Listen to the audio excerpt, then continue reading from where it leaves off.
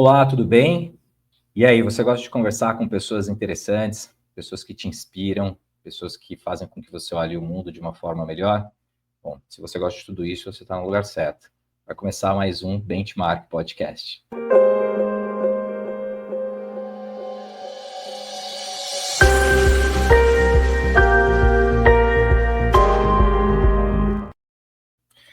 Hoje eu tenho o prazer de receber aqui no Benchmark Podcast o Ed Nor. O Ed é um grande amigo meu, um executivo que trabalha na área de tecnologia, mas eu vou falar um pouquinho mais sobre o Ed daqui a pouquinho, e eu quero trazer ele aqui para bater um papo com a gente. Então, Ed, seja muito bem-vindo ao Benchmark Podcast. Tudo bem aí com você? Fala, Rafael. Tudo jóia? Obrigado pelo convite. Obrigado pela Legal. oportunidade. Cara, é um prazer ter você aqui com a gente. Já para explicar para o pessoal que está assistindo aí o podcast, o Ed está falando dos Estados Unidos com a gente, fuso horário não tão grande, mas obrigado aí pela sua atenção. Bom, eu vou voltar aqui e falar um pouquinho mais da sua biografia, Ed, mas fica à vontade para fazer qualquer interrupção ou qualquer complemento. Mas o Ed é um profissional de tecnologia, a gente se conheceu, vou entregar a idade aqui, Ed, mas, enfim, mais ou menos há uns 15 anos atrás, onde a gente trabalhou juntos numa empresa multinacional de tecnologia, o Ed ainda baseado aqui no Brasil, o gestor da área de tecnologia naquela época, enfim, com uma experiência bastante grande no setor. E, enfim, a gente vai falar não só sobre essa experiência, como é que ele chegou, ou ele decidiu embarcar na área de tecnologia, mas também sobre essa decisão de morar fora do Brasil. Então, Ed, queria começar, que você contasse para o pessoal como que foi aí a sua carreira, como é que você iniciou, de onde surgiu esse interesse pela tecnologia? O interesse pela área de TI, acho que veio mais na época que, acho que como todo mundo, na época que você tem que fazer uma escolha profissional, de faculdade, e naquela época, algum tempo atrás, eu não vou dar precisamente o ano para entregar a idade, mas a área de TI ela ainda estava crescendo muito no Brasil, né? E aí eu comecei a fazer faculdade na área de TI. Depois disso, eu dei continuidade, fiz uma especialização também na área de engenharia de software, porque eu já tinha uma bagagem de trabalhar em empresas com área de sistemas. Uhum. E aí eu continuei minha carreira fazendo alguns cursos na área de TI e também fiz um MBA mais para frente na área de projetos também. E eu sempre trabalhei com consultoria, né? Minha carreira, boa parte da minha carreira foi na área de consultoria, empresa de TI. Então eu atendia grandes clientes na implantação de sistemas, processos, metodologias, e passei por várias indústrias também, então isso me ajudou também a conhecer um pouco de tudo, né? Então, um pouco de cada business. E depois de alguns anos, uns 10, 15 anos nessa área de consultoria, eu recebi uma oferta para trabalhar numa área interna de sistemas de uma empresa multinacional. E isso me chamou a atenção porque era uma experiência nova para mim, né? Porque quando você trabalha na área de consultoria, você perde um pouco a identidade, né, de empresa, porque parece que você não pertence a nenhum dos mundos. Você passa muito tempo dentro de um cliente, por exemplo, eu tive um projeto de implantação de SAP em um grande cliente de telecomunicações no Brasil, e que eu passei 3 anos dentro desse cliente, né, entrando e saindo de projetos. Né? Não foi um projeto só de 3 anos, mas foram vários projetos. Então, o contato que eu tinha com a minha empresa era muito pouco. Né? Então, depois de alguns anos você passando por isso, você acaba perdendo um pouco dessa identidade de empresa. Né? E aí você acabava tendo mais contato com os clientes que você estava atuando do que com a sua própria empresa. E aí surgiu essa oportunidade dessa empresa, né, me convidou para trabalhar com eles, para trabalhar numa área interna de TI. Ela era uma empresa de consultoria de TI, mas ela tinha uma necessidade de ter um gerente de sistemas para cuidar dos sistemas da companhia mesmo, né? Uhum. Que ela tinha na época, SAP, outros sistemas implantados, sistemas legados. Eles precisavam de uma pessoa para gerir uma equipe, né, por volta de umas 50 pessoas, e fazer a gestão desses sistemas da companhia e também entregar projetos novos, porque a empresa estava em crescimento e estava fazendo algumas mudanças de sistemas também. E aí foi que eu topei essa oportunidade. Era algo novo para mim, né? E tô aqui até hoje. Já fazem 15 anos aí que eu estou nessa empresa. Um pouco mais, hein, Ed? Porque a gente um já se conhece nesse tempo. Mas foi legal você ter falado desse seu passado de consultoria, porque eu vivi isso também, antes de entrar nessa empresa que a gente trabalhou juntos. E eu concordo contigo, essa questão de cultura, né? A gente acaba, em algum momento, absorvendo mais a cultura até do cliente do que da própria consultoria, porque você, principalmente quando tem vários clientes ao mesmo tempo, né? Eu tive momentos como você, de ficar um ano dentro de um projeto, em uma empresa de alimentos que ficava em Curitiba, e assim, você vivia, eu lembro que um episódio até que o gestor do time, né, do meu cliente, me chamou para me dar feedback, como se fizesse parte da equipe dele, né, de tão próximo que a gente acaba ficando. E a gente era convidado para as festas de final de ano da empresa, né? Pois parecia que você era funcionário daquela empresa. Pois é, você vive ali o dia a dia. O Ed, mas, bom, você estava falando então dessa diferença entre prestar serviços, né, para um cliente de várias formas e você ficar ali dentro da empresa gerindo os sistemas de tecnologia. Eu imagino que, enfim, que era um emaranhado, né, de alternativas, de soluções naquela época. Você vê muita mudança entre como era um cenário antes, vamos chamar aqui de talvez uma coxa de retalho de vários sistemas para hoje, ou talvez no meio do caminho saiu de um emaranhado de coxa de retalho para depois de uma centralização, para depois uma descentralização. Como que você vê isso hoje em dia? Essa transição do legado para o novo, ela sempre vai existir, ela continua existindo hoje nas empresas, né? Tem essa necessidade, até porque a tecnologia evolui, essa própria evolução gera a necessidade das empresas ter que se atualizarem, né? Não tem como, porque com essas novas tecnologias, as pessoas vão, os próprios profissionais, né, eles vão mudando de tecnologia também. Essa tecnologia que já é legado, que é passado, fica cada vez mais difícil você achar pessoas que trabalham com essa tecnologia. E então a empresa se vê também obrigada, né? Por mais que o sistema está funcionando, por mais que as coisas estão funcionando redondas, a empresa se vê na necessidade de ter que fazer essa mudança. As próprias empresas também, algumas provedoras desses grandes pacotes, elas também, claro, elas trazem novidades, benefícios com as novas tecnologias, mas elas acabam empurrando os clientes também para fazer essa migração, porque eles também não têm interesse em manter uma gama de sistemas legais, né? Então, nesse sentido, isso não muda, né? As empresas continuam em franca expansão e mudança de sistemas, até por uma necessidade de tecnologia. Claro, e a tecnologia traz os benefícios os benefícios, as facilidades de você ter menos custos, né, de manutenção, por exemplo, e com toda essa evolução que a gente tem hoje da cloud, todas as empresas hoje estão oferecendo soluções na cloud. Então, para a empresa que está contratando um sistema hoje em dia, ela tem esse outro benefício, de que ela não precisa hospedar um sistema dentro da empresa, manter uma infraestrutura, um backup, uma segurança, toda essa preocupação hoje com a cloud, isso praticamente desapareceu. Então, você passou a contratar serviço, né, do que um produto. Você não está comprando mais um produto como era antigamente. Você tinha que comprar o produto, implantar, manter, enfim.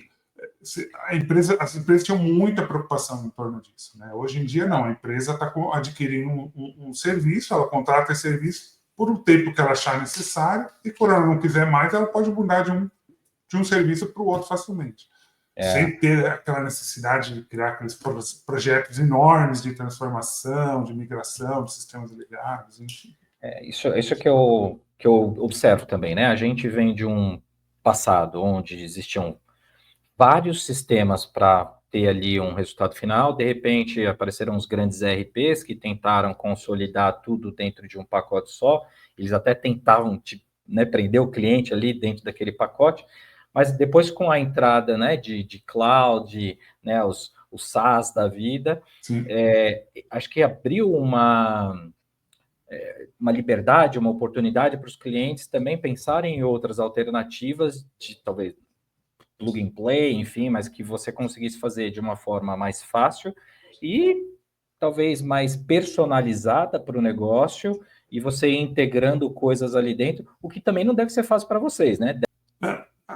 O fato do produto já vir praticamente pronto, ele força você também a ter que fazer uma adaptação, né, nos seus processos, porque você adquire uma solução que é padrão de mercado, que é cloud, só que o nível de customização para essas soluções ele é muito baixo, diferente de antigamente, que você tinha um produto na sua empresa e você fazia com ele, você bem entender, você podia customizar, criar, reinventar, porque o produto era seu, né? Era um produto instalado na sua empresa. Essas soluções na cloud, eles limitam o volume de customização que você pode fazer. Então, isso traz o desafio de você ter que adaptar também a companhia, os processos da companhia ao produto existente. Então, deve depender de janelas de atualizações, que na verdade não é para sua empresa, é para todo mundo. É para o produto como um todo. Então, você tem essa dependência também. E toda essa complexidade que você tinha, mantém o sistema internamente, e isso desaparece. A cloud vai te trazer todo o benefício de você não ter que se preocupar com isso. Para você focar no quê? Focar mais no business, né? Você foca mais nos seus processos internos, no business, e passa mais tempo para também extrair o que a ferramenta te dá de melhor, né? Com essas evoluções, as atualizações, o benefício também é instantâneo. Então, todo mundo que usa aquele produto, quando a empresa vem com uma novidade, uma melhoria, isso é automático. Eles implantam para você, você passa a ter esse benefício. Benefício também. O Ed, não posso deixar aqui de perguntar sobre inteligência artificial ou agentes agora, né? Porque, enfim, tópico super hypado, sim. todo mundo usando. Como que você vê a utilização desse tipo de ferramenta dentro das empresas, né? Uma coisa é você usar na sua casa, né? Acho que as pessoas não têm como objetivo dentro de uma empresa usar a inteligência artificial para ficar fazendo foto, figurinha, esse tipo de coisa, né? A não ser que seja uma empresa de marketing. Sim. Mas, né, dentro de uma empresa tem uma finalidade, né, e um benefício em relação à performance, mas quais são, sei lá, os prós e os contras de utilização de inteligência artificial generativa ou de inteligência artificial agêntica, por exemplo? Bom, eu acho que, na minha opinião, essa parte de AI, a gente está só no começo, né? A gente está experimentando o que está sendo mostrado para o mercado hoje. Então, a gente não começou ainda a fazer o uso total do que a AI vai possibilitar. Então, a gente ainda está, como posso dizer, estamos gatinhando ainda. Porque se você parar para pensar, o uso hoje que está sendo feito nas empresas, ele ainda não chega a ser um uso estratégico, digamos assim. Né? Ele é um uso mais do operacional, dia a dia, ele está facilitando a vida das pessoas. As pessoas gastavam muito tempo fazendo, né? Hoje em dia, o ganho de produtividade é muito alto com isso, com a AI, mas eu acho que ainda isso vai crescer muito. Acho que a gente ainda está só experimentando o que a tecnologia tem para oferecer, né? E essa questão da AI generativa, da AI agêntica, isso mostra isso, que a tecnologia está evoluindo e gradativamente a gente está achando uso para ela, né? Então, essa questão da AI agêntica, por exemplo, ela busca focar no que cada área da empresa necessita, né? Em vez de você ter uma AI provendo respostas mais genéricas, mais abrangentes, é uma AI que ela é treinada e focada para te dar respostas direcionadas para a sua área de negócio. né? Então, se você atua no ramo de saúde, por exemplo, você é um médico, as respostas que você vai ter da AI, da gente, cara, treinada para aquilo, são extremamente voltadas para a sua área. Então, ela não vai te trazer nada que não esteja relacionado a isso. Então, ela vai te trazer o que tem mais técnico, de mais conhecimento dentro dessa área. Você define as personas, né? Como Exato. que ela vai atuar, então, na minha área, na área de procurement. A gente, enfim, exemplos simples que a gente implementou dentro do SharePoint, que era criar um agente lá, mas treinando para que ele fizesse respostas baseadas no perfil de um comprador. Cara, você é um comprador... Usando os termos naturais Exatamente. que vocês usam no dia a dia de compras. Uhum. Mas fala aí enfim, né, a gente tem, imagino, pessoas assistindo esse podcast de diversos setores, segmentos, empresas pequenas, empresas grandes, executivos.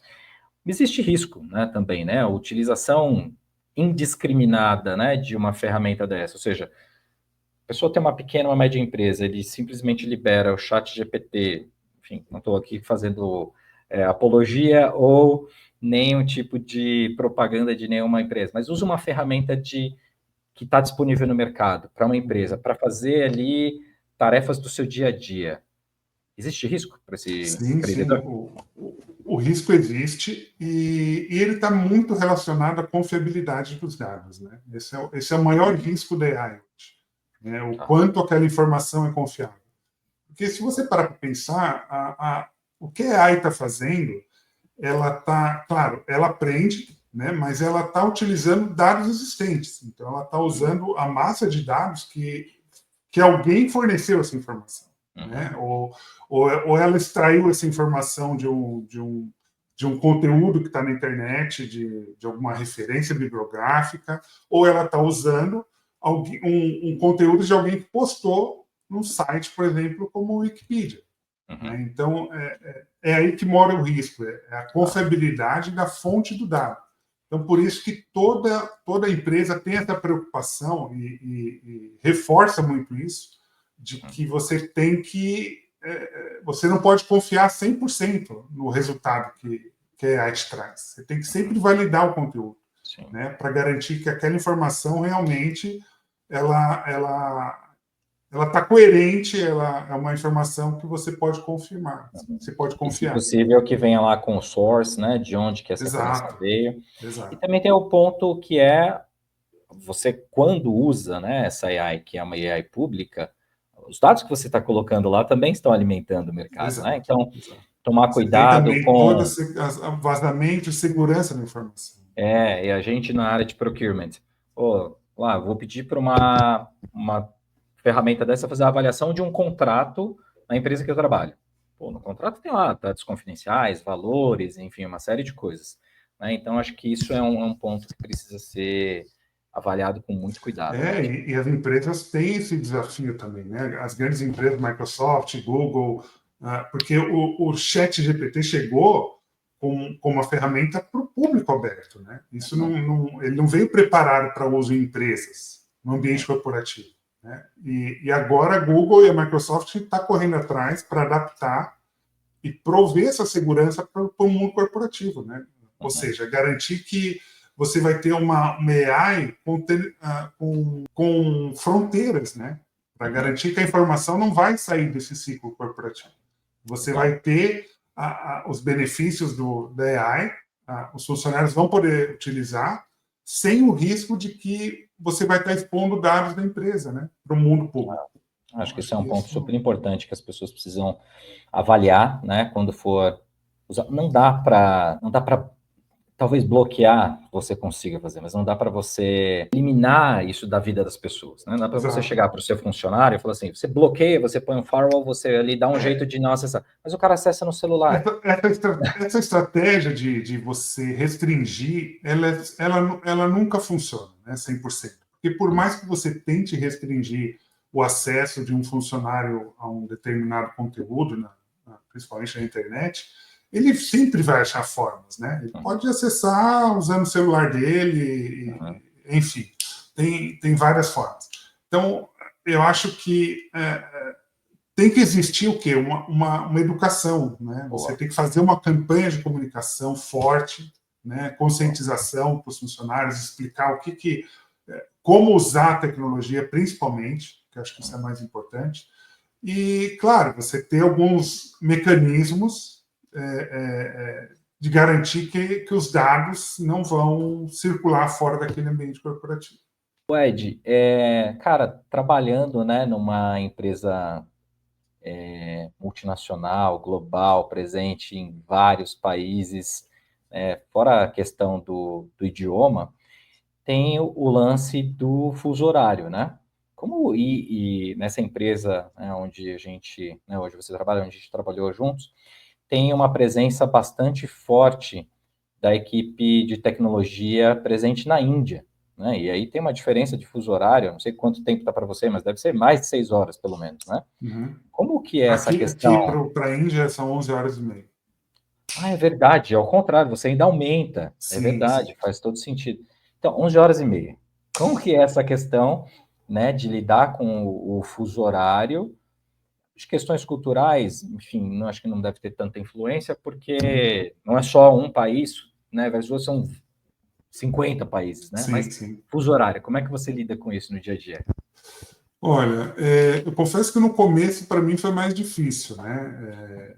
Você fazer reuniões de madrugada, muitas vezes eu tinha que acordar 4, 3 horas da manhã só para fazer uma reunião de 1 hora e depois eu voltava para dormir para depois Já, começar o meu já horário tinha normal de pelo trabalho. menos essas ferramentas de videoconferência ou não? Já tinha, já tinha. Ah, menos mal. Já, menos mal. Já tinha,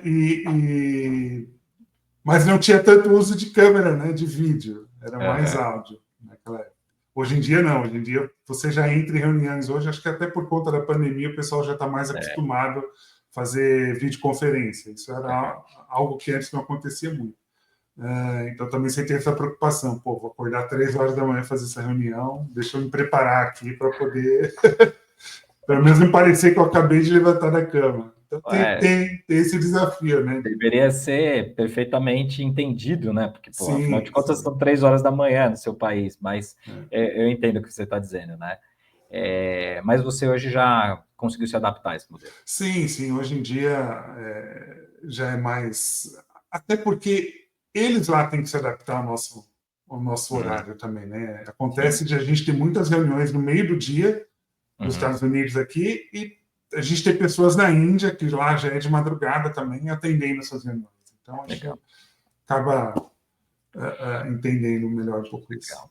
Cara, a gente falou de adaptação, né? Eu vou pular então para a segunda parte aí do nosso bate-papo, que eu acho que vai ser bastante interessante, né? Não que a Legal. parte de tecnologia não seja Uhum. porque, enfim, né, está super em pauta hoje em dia, mas que foi a sua decisão de se mudar para os Estados Unidos, né? Muita gente pensa que viver o sonho americano é uma maravilha, Uhum. mas, primeiro, por que que você decidiu fazer isso? E conta um pouquinho para o pessoal como é que foi essa trajetória, né, dessa sua mudança para os Estados Unidos. Ah, olha, a, a minha vontade de morar fora, né, do Brasil, ela veio acho que do meu pai. Meu pai, ele era funcionário de uma empresa aérea, trabalhou nessa empresa aérea mais de 35 anos, né, a extinta Varig, para quem lembra. E ele sempre que ele podia, ele me levava, né, para eu e meus irmãos também, minha mãe, sempre que ele podia, ele levava a gente para conhecer um país, viajar com ele, né? Então, Uhum. e eram viagens rápidas, curtas, porque geralmente ele ia para um país, ficava 1, 2 dias e voltava, né? Uhum. Então, a gente sempre teve esse contato com outras culturas, né, com outros países. Uhum. E os Estados Unidos era um país que me chamava muita atenção, que eu gostava muito de viajar, né? Porque quando eu visitava o país, eu via aquela organização, aquela limpeza, né? Enfim. E eu achava aquilo muito diferente do Brasil, né? Uhum. E, claro, você vê isso em qualquer outro país da Europa, enfim. Mas os Estados Unidos, em especial, eu tinha um, um, uma vontade um pouco maior de ter essa experiência, né? E aí, com esse início de trabalho nessa empresa multinacional, depois de alguns anos, como você sabe, essa empresa foi adquirida, né, por uma empresa francesa, e aí comecei a ter um contato maior com o meu chefe, que era dos Estados Unidos, né, e com algumas pessoas também aqui dos Estados Unidos. E aí a gente trabalhou junto por 8 anos, né, fazendo projetos na América Latina, nos Estados Unidos, no Brasil, mas eu ainda morando no Brasil, né? E aí teve um ano específico que a gente precisou fazer alguns projetos de integração das empresas, né? E foi um ano bem desafiador. A gente teve um ano com mais de 7, 8 projetos ao mesmo tempo, e eu tive a grande oportunidade de estar liderando muito desses projetos, né? E a gente conseguiu fazer um bom trabalho durante esse ano. E isso chamou muita atenção, né, do meu chefe, enfim, de toda a nossa estrutura. E eles me convidaram para assumir uma nova posição, que ia ser para fazer a gestão dos sistemas e parte da infraestrutura de Américas, né? Aí a gente considerava Brasil, Estados Unidos, Canadá, México, enfim. E aí, com essa oportunidade, eles também me perguntaram se eu tinha alguma coisa que eu estava buscando dentro da empresa, né? Então, nesse momento, eu vi que abriu-se, né, uma possibilidade aí, de uma conversa. E aí eu abri para o meu chefe que, olha, eu tenho vontade de morar fora do Brasil, né? Porque eu não tive essa experiência, né? Apesar de eu trabalhar em empresas multinacionais, eu sempre morei no Brasil e nunca atuei fora. Então, eu acho que isso seria legal para o meu currículo. Ele falou, pô, legal, bacana, mas o que você está pensando? Você tem alguma coisa em mente? E aí foi que surgiu a abertura. Eu falei, olha, eu queria morar nos Estados Unidos. E ele ficou até surpreso. Falou, nossa, é verdade mesmo? Não, é verdade. Eu sempre quis morar nos Estados Unidos e tal. Ele falou, legal, a gente pode ver como que a gente pode fazer isso acontecer, né? E aí eu lembro até hoje, porque depois dessa conversa eu fui para casa conversar com a minha esposa. A gente já tinha a Ana Júlia. E eu falei para ela, eu falei, amor, eu acho que a gente vai morar nos Estados Unidos. Ela falou, como assim?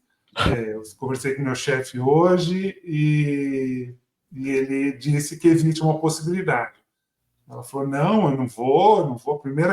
A primeira ação dela foi de negação, né? Foi de falar, não vou, não tem como, tem minha família, porque a primeira coisa que vem à cabeça é a família, né? Os pais, os amigos, enfim. E aí a minha esposa falou, não vou, não quero saber.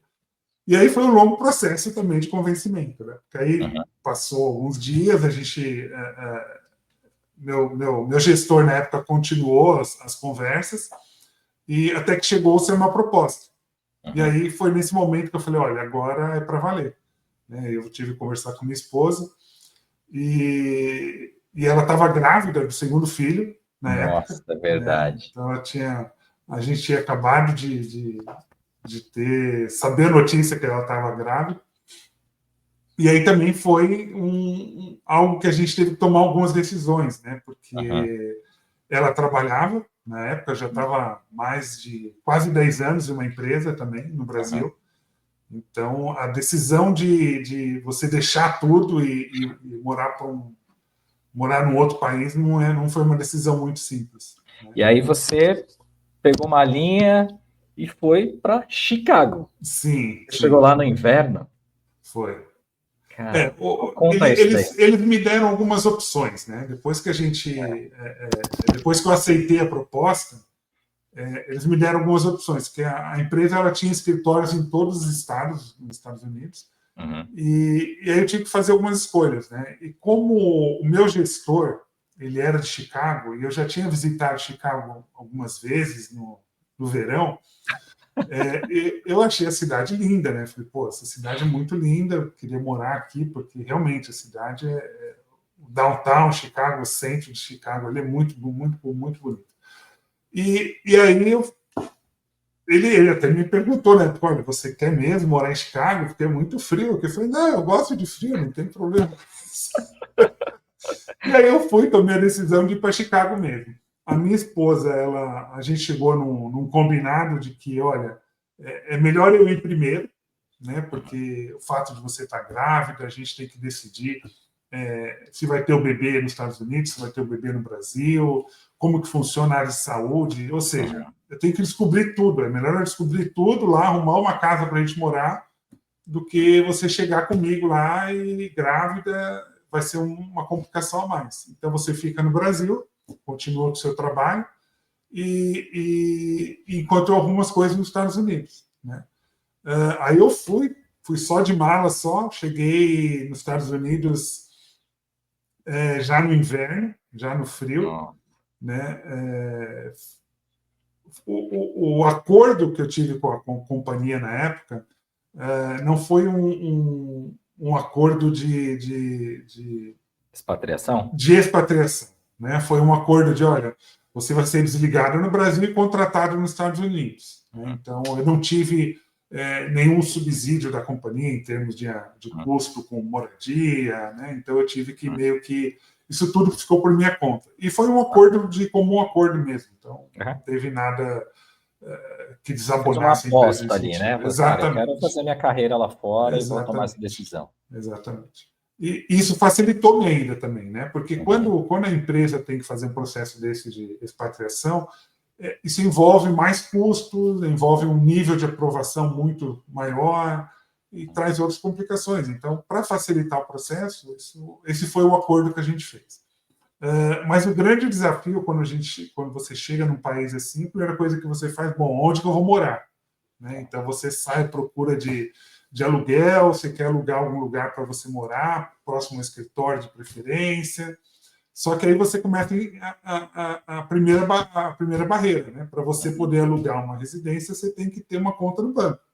Né? Para você ter uma conta no banco, você precisa ter um endereço, né? Porque o banco não vai abrir uma conta sem um endereço. Então, você começa a ter aqueles entraves. Né? E se você não tem uma conta no banco, você não recebe seu salário. Né? A empresa não tem onde depositar o seu dinheiro. Então, são alguns desafios que você enfrenta quando você chega num país assim, né, como expatriado. E tem também toda a questão de documentação, porque quando você chega num país assim, você só tem o seu passaporte. E o passaporte ele não é válido, né, para muitas coisas, para você fazer um contrato de aluguel, para você abrir uma conta no banco, você precisa de uma documentação do país. Né? Você precisa de um número de seguro social, né, que é o principal documento aqui nos Estados Unidos, que identifica você como um cidadão legal, você está morando legalmente no país. E é através desse documento que você consegue fazer a abertura de uma conta no banco, assinar um contrato de aluguel. Então, isso foi quando eu cheguei de cara, foi o primeiro desafio assim, que eu tive aqui. Né? Ed, a gente estava falando de inverno, né? Talvez muitas pessoas não façam ideia do que é o inverno em Chicago. Qual foi a temperatura mais agressiva que você viveu lá? Eu peguei um ano, eu peguei uma tempestade que eles chamam de blizzard, né? Que fez menos 35 graus. Né? Essa era a temperatura, mas a sensação térmica, por conta do vento, tudo, ela chegava a menos 40, menos 45. Bom, para mim, cara, menos 3 e menos 30 deve ser a mesma coisa. E é incrível como a cidade já é preparada para isso, né? O governo está preparado para isso. Então, eles suspendem todas as aulas, as crianças não vão para a escola, as empresas elas também pedem para as pessoas trabalhar de casa, porque por conta do risco da saúde, né? De você sair na rua com uma temperatura tão baixa assim, ele tem um certo risco para a sua saúde. Ed, mas eu imagino que enfim, né, toda essa dificuldade que você enfrentou de documentação, de adaptação, de encontrar casa, de ficar 24 horas com outro idioma, acho que não se compara à distância da família, né? Como é que foi esse período aí longe das crianças pequenininhas? Eu tinha um plano de ficar 6 meses, né, sozinho, mas isso acabou se estendendo um pouco mais, passou para quase 1 ano e meio, porque a gente, no final, tomou a decisão de ter a Sofia no Brasil, né, por conta de que a Ana já tinha médico no Brasil, de longas datas, ela preferiu também ter a questão da língua, que ela não falava muito bem o inglês, então ela se sentiu mais confortável, achou melhor ter o filho no Brasil. Então a gente teve que aguardar toda a gestação até a Sofia nascer. Depois disso, óbvio, ela teve o período de recuperação, ela teve o retorno do trabalho, porque ela estava também envolvida num projeto, no trabalho dela, então a gente teve que esperar um pouco mais para ela terminar esse projeto, para ela poder fazer a mudança também. Então foi um período aí de 1 ano e meio, eu morei sozinho nos Estados Unidos, não foi fácil, né? Mas foi um período que eu tive que também me dedicar mais ao trabalho, porque eu estava assumindo um desafio novo. Então acho que isso ajudou bastante, porque o trabalho tirava um pouco do foco aí do fato de eu estar sozinho em outro país e longe da família.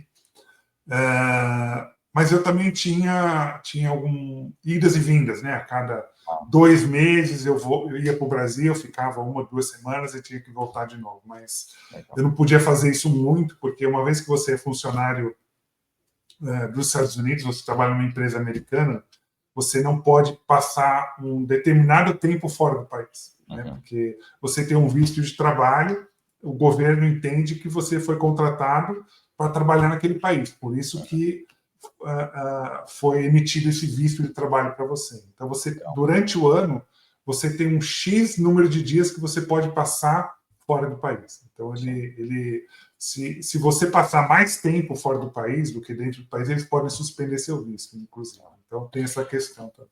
Aí, um pouco mais para frente, cara, você conseguiu passar por esse desafio, conseguiu levar a família conseguiu se adaptar em Chicago, como é que foi?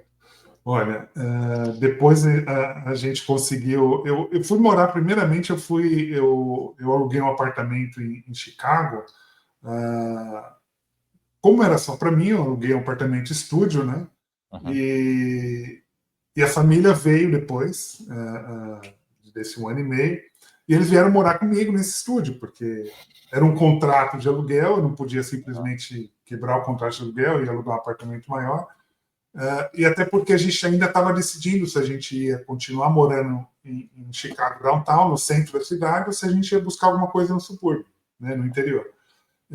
Então a família veio, eu lembro que eu até comprei um beliche para a gente colocar dentro do estúdio. Então a gente tinha uma cama de casal, um beliche para as 2 crianças, e a gente ficou nesse estúdio aí, enfim, acho que uns 6 meses morando ali dentro daquele apartamento. E claro que foi um choque, né, para minha família, né, porque eles tinham uma vida um pouco diferente no Brasil. E essa é a primeira verdade que você tem que encarar quando você vai morar num país diferente, né, porque você desce alguns degraus, né, você não está... Até você poder voltar no status que você estava no país que você morava, de você ter o seu apartamento, a sua casa, o seu carro. Você tem que conquistar tudo isso de novo. Porque quando você muda para um país, você chega lá, você não tem nada. Você não tem crédito no banco, você não tem cartão de crédito. E ainda mais um país como os Estados Unidos, que o sistema de crédito está totalmente amarrado ao seu consumo, ao tempo que você mora no país e o quanto você já pagou as suas contas em dias para você construir o seu crédito, né? Então, se você é um bom pagador, aos poucos eles vão aumentando o seu crédito. Dá para você ter uma ideia. Quando eu cheguei nos Estados Unidos, me deram um cartão de crédito e o limite era $200. Eu praticamente não conseguia nem almoçar com o cartão de crédito. E isso é normal, acontece com todo mundo. Não importa o seu nível, o seu status social, porque você está construindo um crédito, né? Então, até você ter uma certa pontuação, eles não vão te dar mais valor no seu cartão de crédito. Mas com o tempo isso vai aumentando.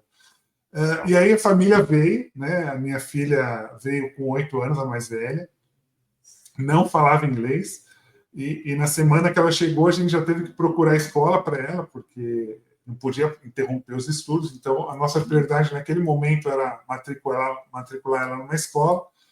E a gente fez isso de coração partido, porque você imagina, para nós que somos adultos, temos dificuldade com a língua, a adaptação já é difícil, você imagina para uma criança de 8 anos, né, que vai para uma escola pública, sem conhecer ninguém e sem falar a língua. Né? Mas, para nossa surpresa, foi uma adaptação muito tranquila, porque o país já está preparado para isso, porque ele recebe muito imigrantes. Então, na própria escola, você já tem pessoas preparadas, né, professores preparados para apoiar esses alunos. Então, legal. Ela teve, nesse sentido da língua, acho que não.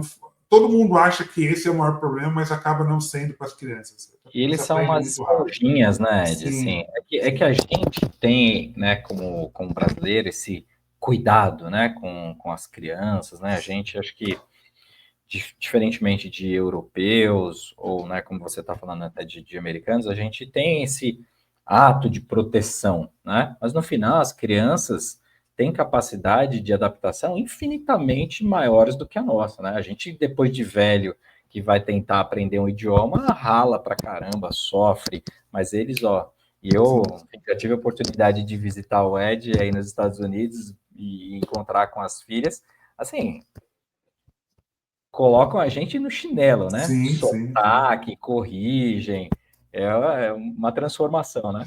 Minhas filhas hoje, elas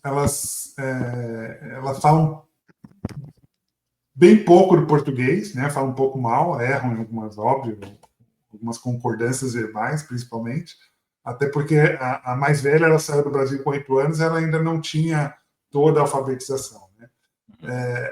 E até quando eu tento falar inglês com ela, elas falam, pai, não, fala em português, é melhor.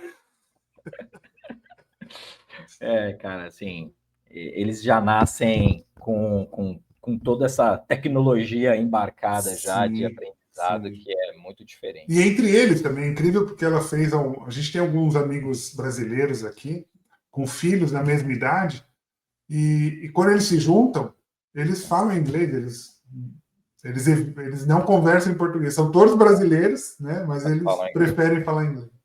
Então, essa questão da língua para eles não é uma barreira. Hoje você mora, né? Você, enfim, passou um tempo lá em Chicago, esses menos 30 e tantos graus, mas hoje você mora em Orlando, certo? Isso.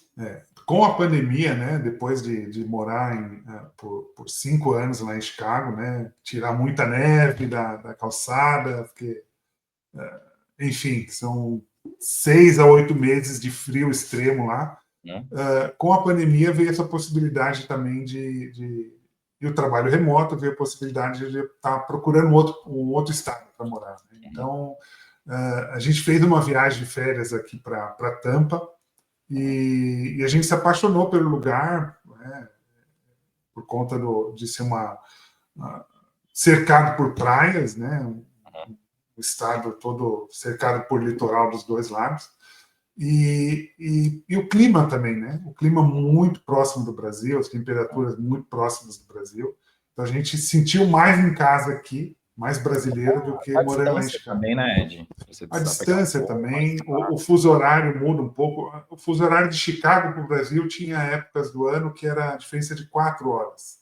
Né? Aqui em Tampa a gente tem um fuso de 1 hora a menos. Então, o que você precisa se preocupar aí é espantar jacaré. Sim. Jacaré, cobra, aranha. Faz parte. Faz parte. Ô, Ed, a gente está chegando já, indo para o rumo do finalzinho do podcast, mas antes eu tenho 2 perguntas que eu faço para todo mundo e eu queria fazer para você também. Né? A primeira pergunta é a seguinte: se você pudesse, né, agora com a sua experiência, mas chegar para o Ed, que tinha 20 anos de idade, o que você falaria para o Ed? Boa pergunta, Rafael. A maioria das pessoas tem essa reação. Eu diria para ele para ter o maior equilíbrio entre trabalho, lazer, família, estudo, porque a gente aprende com o tempo que na vida tudo tem que ser muito bem balanceado, né? Porque se você tem muita diversão, na vida, muito fã, você acaba menosprezando, por exemplo, sua carreira, parte profissional, enfim, e família, vai ficando, né? Então, tudo que você prioriza demais na sua vida, você acaba deixando de lado as outras coisas que também são importantes. Então, acho que com 20 anos de idade, a gente não tem muito bem isso formado. Né? Isso vem com a experiência. Então, acho que o principal conselho que eu daria para mim mesmo é tente balancear um pouco. Tudo. Legal. Tenha um pouco de tudo, né? Acho que é uma excelente reflexão, cara. Ainda mais hoje em dia, vivendo num mundo extremamente extremista, né? Em qualquer sentido, super polarizado.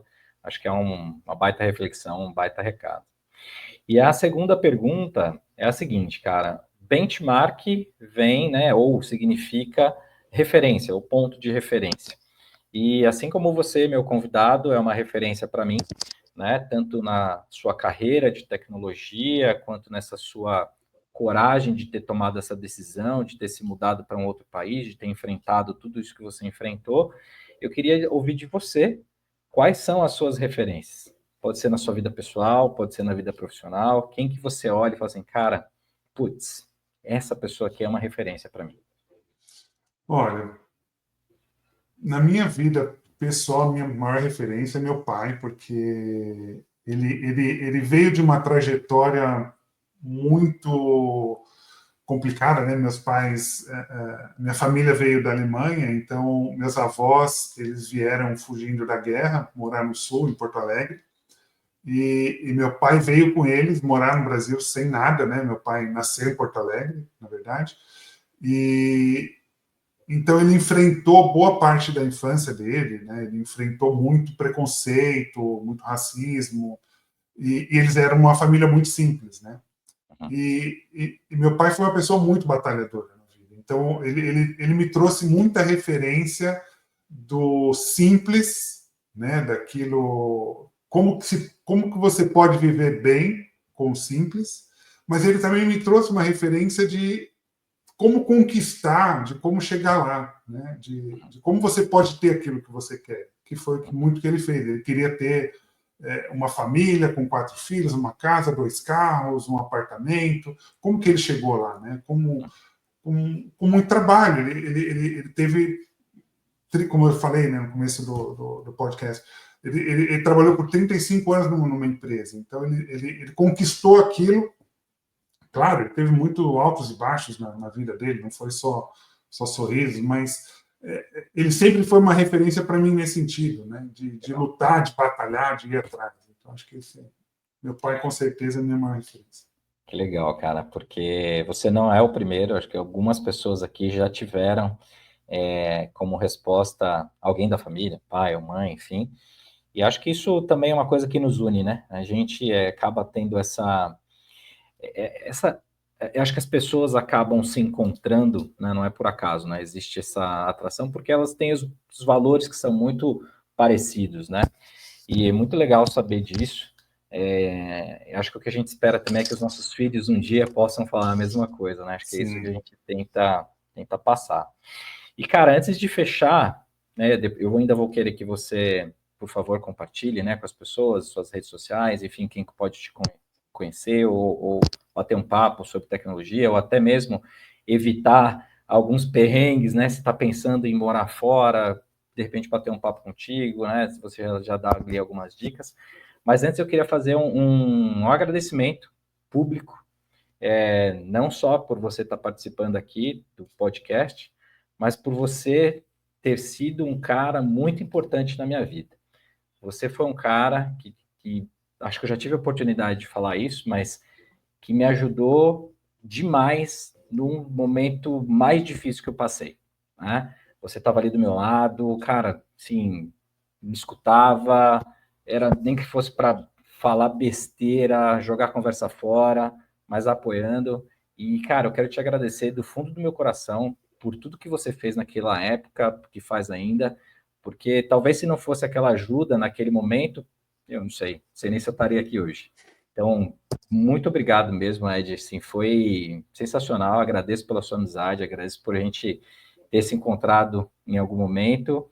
E, cara, mais um ponto, né, que eu posso considerar você como uma referência, né? Referência de uma amizade, de uma pessoa que cuida dos outros, sem nada em troca, né? Era simplesmente por olhar ali alguém que estava precisando e, enfim, estava prestes a ajudar. Valeu, cara. Valeu, Rafael.